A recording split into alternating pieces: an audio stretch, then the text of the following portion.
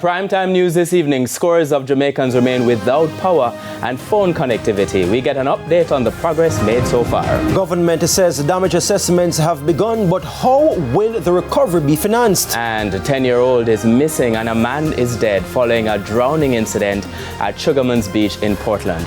Good evening and welcome to Primetime News. A special welcome to viewers on onespotmedia.com. I'm Archibald Gordon.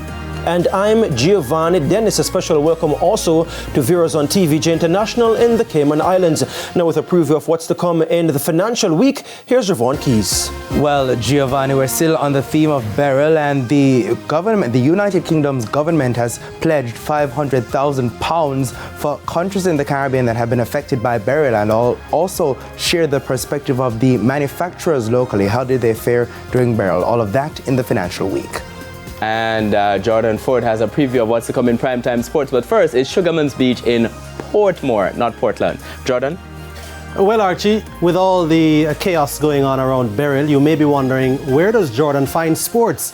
Well, there's a little matter of Jamaica's Athletics Administrative Association naming the team for Paris, and that is set to come up on Monday. But I'll tell you a little bit of the quirks going on behind naming the team in Primetime Sports Friday. Well, speaking about the effects of beryl, Maine is also here with a preview of what's to come in the weather. Thanks, Giovanni. Now, we have conditions across the island for tomorrow. We do have rainfall.